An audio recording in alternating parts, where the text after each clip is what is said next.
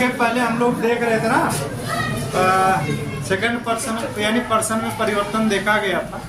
अब आप लोग हेडिंग दिए थे कि टाइम, प्लेस या पोजीशन दिखाने वाले शब्दों में हम कैसे परिवर्तन करते हैं। यानी जब भी हम किसी डायरेक्ट सेंटेंस को बच्चों इनडायरेक्ट में बदलते हैं तो टाइम, प्लेस, पोजीशन को शो करने वाले शब्दों को भी बदल देते हैं। और उन शब्दों में परिवर्तन कैसे होता है तो वही बताना था। तो जैसे मान लो बच्चों, अगर रिपोर्टेड स्पीच के अंदर नाउ है तो इनडायरेक्ट बनाते समय नाउ के स्थान पर क्या हो जाता है? देन हो जाता है, ठीक ना। अगर एगो है, एगो के स्थान पर बिफोर हो जाता है, ठीक है। अगर हियर है तो हियर के स्थान पर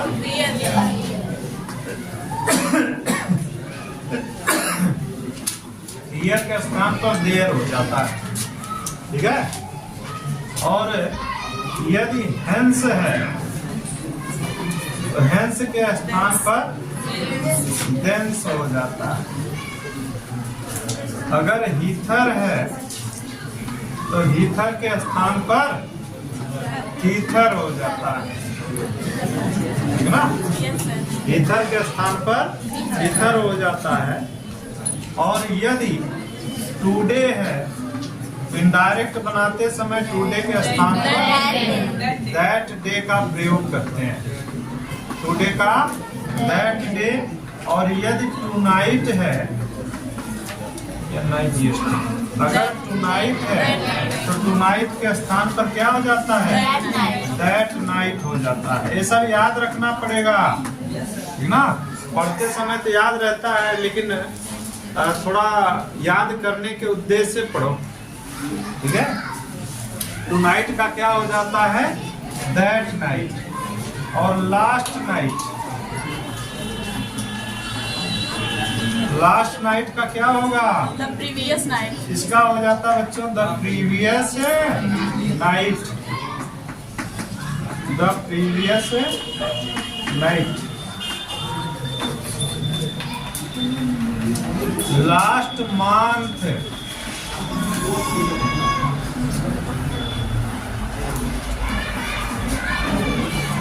लास्ट मंथ का भी क्या हो जाएगा? The previous month. अगर मान लो, इसको शॉर्ट में समझ लो, ये कभी कभी पूछ देता है कि लास्ट मंथ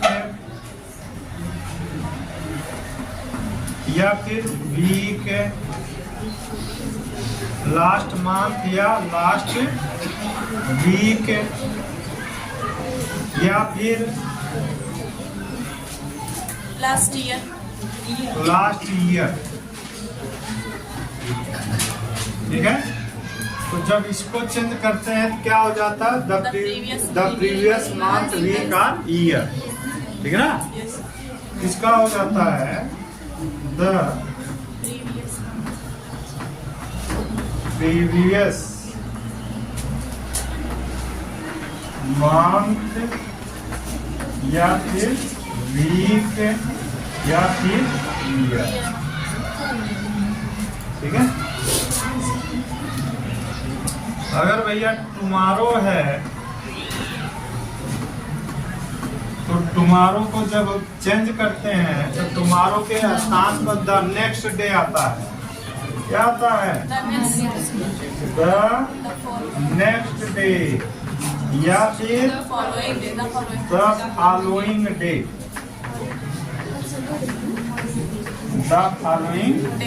हो जाता है।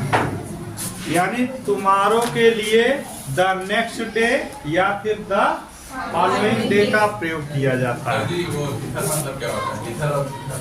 ये भैया जैसे ईथर का मतलब यहाँ वहाँ का सेंस है, हाँ, इधर उधर यहाँ वहाँ।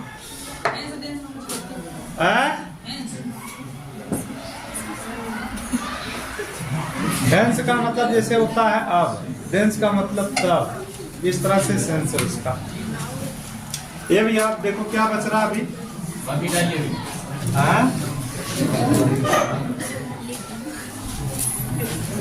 अच्छा इसी में देख लो,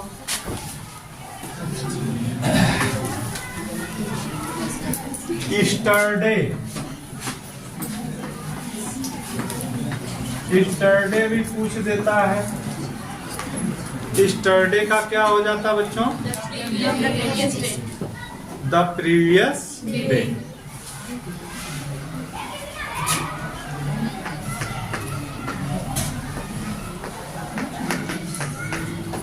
और कुछ होता है? द प्रीवियस डे भी होता है, और इसी को द डे बिफोर भी लिखा जाता है। The day before, before day नहीं, the day before, the before day नहीं, बिफोर डे नहीं होता। और कुछ बच रहा बच्चों? हाँ, कम का गो हो जाता है। कम का गो हो जाता है, 10 का 100 हो जाता है, 20 का दैट हो जाता है, और 20 का दैट हो जाएगा। अगर भैया दीज है, इसका प्लूरल है दीज है, तो दीज का क्या हो जाता है? दोज हो जाता है। इस तरह से रिपोर्टेड स्पीच में प्रयुक्त निकटता सूचक शब्दों को हम दूरी सूचक शब्द में क्या करते हैं बच्चों? बदल देते हैं। ठीक है, नोट हो गया? जल्दी करिए। ये बच्चे तुम लोग दिख रहा है नहीं यहाँ से?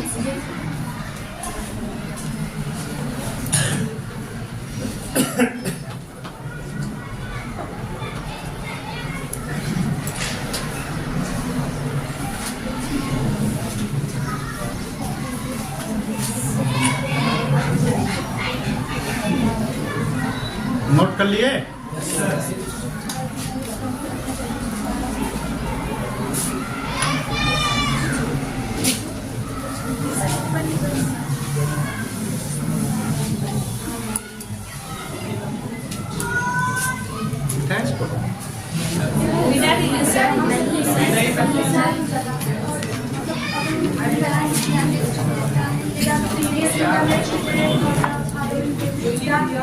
हाँ, तो द रहेगा ना, द प्रीवियस डे, द, हाँ,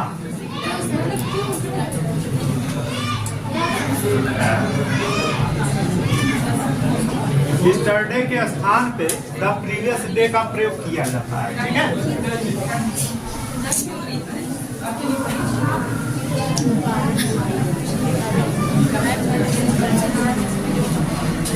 आर्टिकल द पढ़े हो?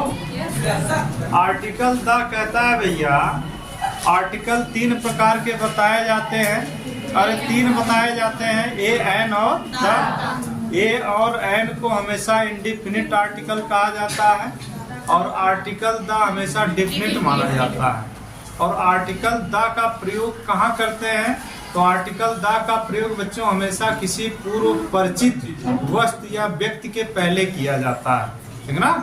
तो पूर्व परिचित वस्तु या व्यक्ति के पहले, अगर कोई व्यक्ति आपसे परिचित नहीं है, अगर कोई मान लो कोई अध्यापक आपसे मिला, साधारण सा समझने की बात है, अगर कोई बालक आपसे बाजार में मिला, आप उससे परिचित नहीं हो, तो आप लिखोगे कि मैं आज बाजार में एक लड़के से मिला, तो आप कहोगे I met a boy in the market. ठीक ना? अगर आप उस बच्चे से परिचित हो, उस लड़के से परिचित हो, तो आप लिखोगे I met the boy in the market, अर्थात मैं उस लड़के से बाजार में मिला। ये अंतर होता है इंडिफिनिट और डिफिनिट। यानी अगर इंडिफिनिट है तो इंडिफिनिट का मतलब होता है बच्चों जो आपसे पहले से परिचित ना हो, और डिफिनिट का मतलब होता है जिससे आप परिचित हों। और इसीलिए कहा जाता है कि आर्टिकल द हमेशा अपने पूर्व की तरफ देखता है। अपने पूर्व की तरफ मतलब आपसे वह परिचित है कि नहीं है। अगर परिचित वस्तु या व्यक्ति है तो उससे पहले हमेशा आर्टिकल द का प्रयोग होगा। समझ रहे हो?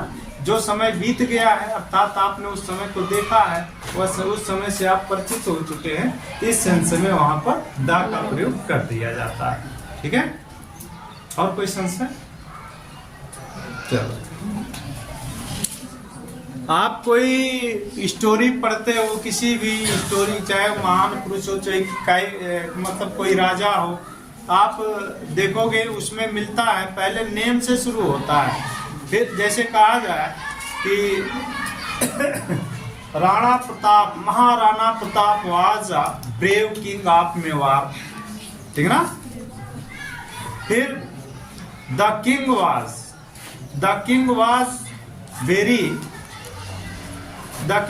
वेरी ब्रेव, ठीक ना। तो अब वहां पर द किंग हो जाएगा, तो द किंग कहने से आप समझ जाओगे किसकी बात हो रही है, महाराणा प्रताप की। पहले में द किंग नहीं लिखा गया, पहले उनका नाम लिखा गया कि Maharana Pratap was a great king. तो आप पहले सेंटेंस में परिचित हो गए कि महाराणा प्रताप जी कौन थे, एक महान राजा थे, है ना।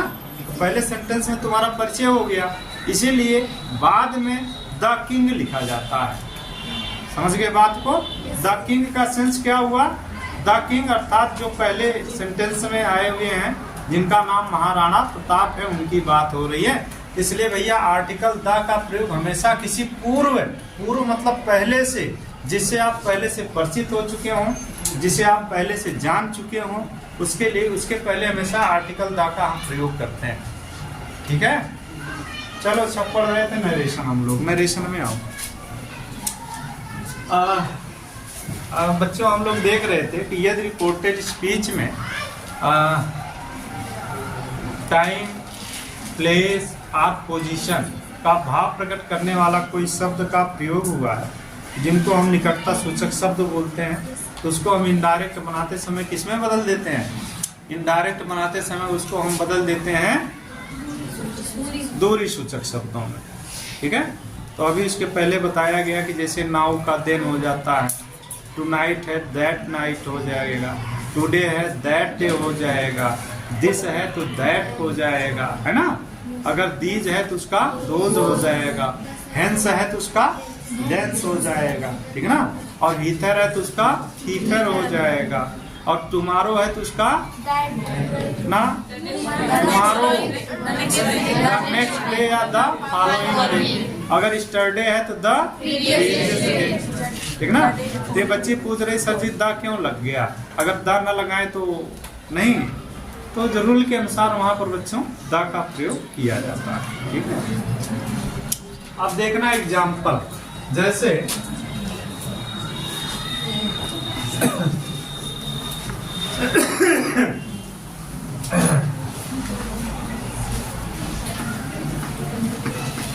Bablu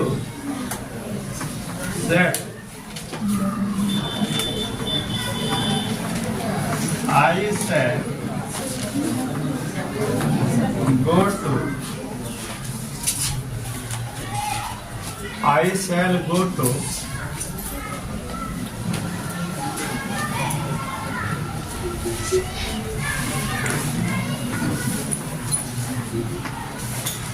home today. Bablu said I shall go to home today. Bablu ने कहा कि मैं आज घर जाऊंगा।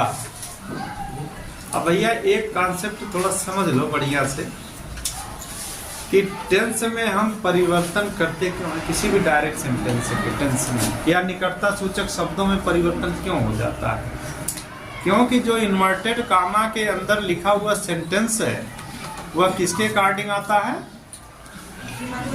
जो वक्ता होता है, यानी जो रिपोर्टिंग वर्ब का सब्जेक्ट होता है, यानी जो स्पीकर होता है, ये उसके स्टेटमेंट होते हैं, है ना। और ये स्टेटमेंट क्या है, पहले दिए गए होते हैं। अब देखो यहाँ पर कह रहा बबलू सेड, बबलू ने कहा, तो कोई अन्य व्यक्ति बबलू के द्वारा कही गई बातों को बता रहा है, तब बबलू ने क्या कहा था, समझो बात को। 2 महीने 4 महीने पहले बबलू ने मुझसे क्या कहा था? बबलू ने मुझसे कहा था कि आई शैल गो टू होम टुडे, कि आज मैं घर जाऊंगा। उस दिन बबलू ने मुझसे कहा कि आज मैं घर जाऊंगा। तो ये यहाँ पर जो बबलू ने उस समय कहा था वो इसी तरह यानी फ्यूचर में यूज किया था, ठीक ना। और उसी बबलू के द्वारा कही गई बात को कोई व्यक्ति 1 महीने बाद 2 महीने बाद बता रहा है, लेकिन ये शब्द बबलू के द्वारा बोले गए थे किसमें? फ्यूचर टेंस में। और कोई अन्य व्यक्ति बता रहा है कि बबलू सेड, बबलू ने कहा कि आई शैल गो टू होम टुडे, आज मैं घर जाऊंगा। इसीलिए जब हम इसको इनडायरेक्ट में बनाते हैं, अर्थात वक्ता के शब्दों को ज्यों कहते हो न रिप्रेजेंट करके जब उसे हम अपने शब्दों में प्रकट करते हैं तो क्या होता है? टेंस में परिवर्तन हो जाता अपने आप। क्यों? क्योंकि अब पहले की बातें होती हैं, ठीक ना। क्योंकि अब पहले कही गई बात है, इसीलिए वो पास्ट हो जाता है। तो यानी जब हम फ्यूचर को पास्ट में शो करते हैं तो शैल के स्थान पर शुड और विल के स्थान पर वुड हो जाता है, और इसलिए टुडे में भी परिवर्तन हो जाता है। टुडे का मतलब हो जाएगा दैट दिन, मतलब उस दिन उसने कहा था। समझ रहे बात को? इसीलिए जब इसको इनडायरेक्ट बनाएंगे तो हो जाएगा कि बबलू, सेड का सेड ही रहेगा बच्चों, ऑब्जेक्ट है नहीं, तो यहाँ पर सेड का सेड रहेगा। असर्टिव है तो कंजक्शन दैट लग जाएगा। बबलू के अनुसार यहाँ पर ही के साथ वुड हो जाएगा। He would go to home today का दैट डे हो जाएगा। टुडे का क्या हो जाएगा? That day. दूसरा सेंटेंस है Ranjana said to her father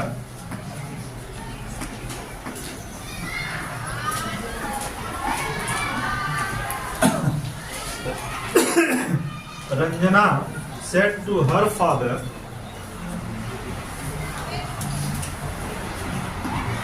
the Hunter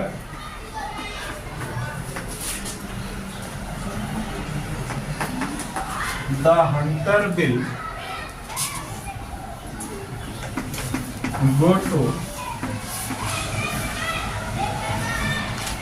go to his province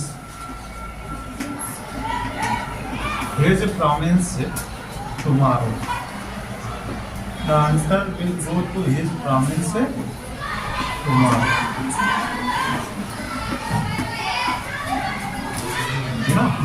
ये भी क्या है कि इनडायरेक्ट सेंटेंस से इसको क्या बनाना है बच्चों?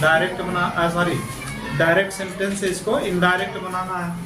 तो उसी के अनुसार बनाइए। यहाँ पर क्या हो जाएगा? रंजना सब्जेक्ट है, यहाँ पर भी लिखेंगे हम रंजना। अब यहाँ पर सेड का ऑब्जेक्ट है टू हर फादर, यहाँ पर हो जाएगा टोल्ड हर फादर, यानी सेड टू जब सेड टू किस में बदल गया? टोल्ड में। तो बचा क्या? Her father. तो बहुत से बच्चे इनडायरेक्ट बनाते समय भी Ranjana told to her father लिख देते हैं, एकदम गलत है, ठीक ना। क्यों? क्योंकि सेड टू टोल्ड हो जाता है, ठीक ना। इसलिए बचता क्या है? केवल ऑब्जेक्ट बचेगा, यहाँ पर टू नहीं रहेगा। यहाँ पर क्या हो जाएगा? Ranjana told her father. हाँ क्या कोई कुछ कह रहा है? दैट कंजक्शन लग जाएगा। पर्सन में परिवर्तन नहीं होगा कोई। क्यों नहीं होगा? थर्ड पर्सन है, इसलिए कोई परिवर्तन नहीं करेंगे बच्चों। यहाँ पर द हंटर ही रहेगा। द हंटर विल का वुड हो जाएगा। The hunter would go to, his का हिज ही रहेगा, पर्सन में परिवर्तन नहीं होगा। हिज प्रोविंस मतलब समझ रहे हो ना? प्रोविंस है, प्रोविंस मतलब राज्य होता है बच्चों। प्रोविंस राज्य, प्रोविंस मीन्स राज्य होता है। To his province the next day, यहाँ पर क्या हो जाए?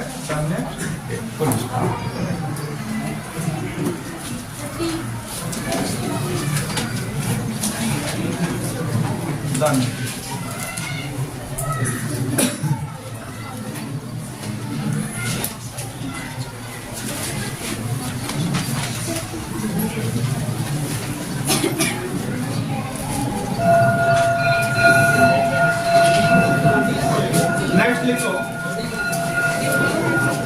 क्या हुआ?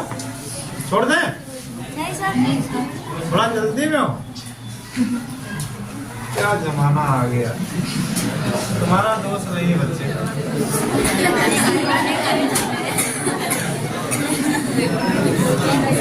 ए,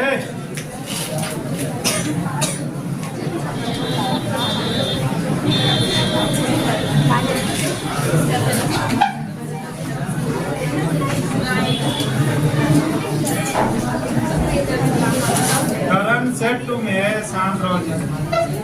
करण सेट टू में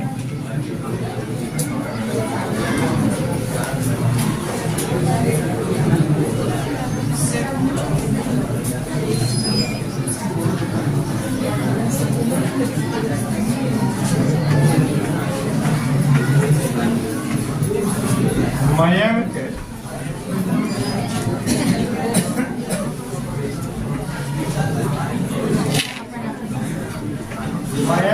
did not Mayank did not make this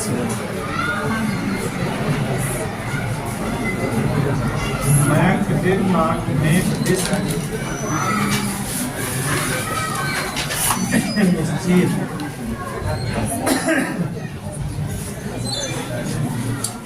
Mayank did not make this mistake. अब इसका मतलब हो गया, करण ने मुझसे कहा कि मयंक ने यह शरारत नहीं किया या मयंक ने यह दुष्टता नहीं किया।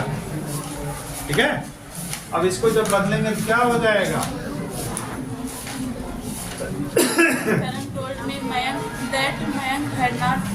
इसका जब बनाओगे तो हो जाएगा कि करण सेट टू है, यहाँ पर हो जाएगा टोल्ड मी, कंजक्शन दैट लग जाएगा। अब मयंक थर्ड पर्सन है तो परिवर्तन नहीं होगा भैया, मयंक का मयंक ही रहेगा।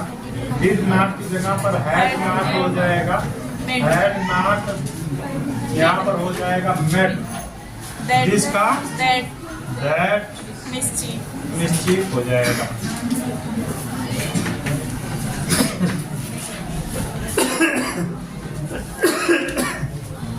ठीक है, एक और लिखो।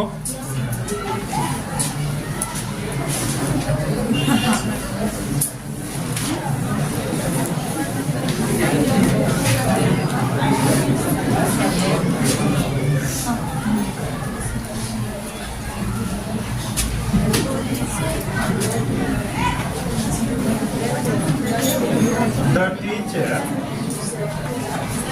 मत बोला करो। The teacher said to the teacher said to the journalist,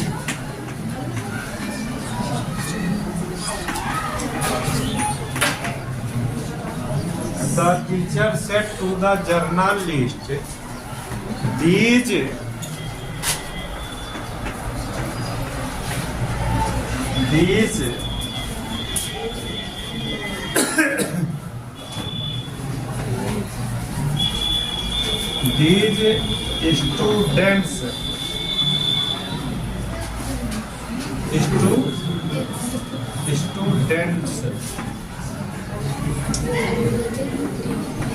these students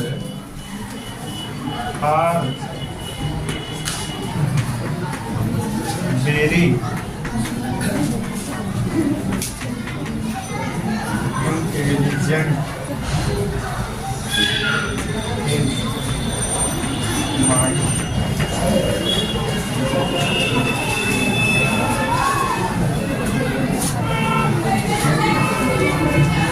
so the teacher said to the journalist, these students are very intelligent in my school। ठीक है, इसका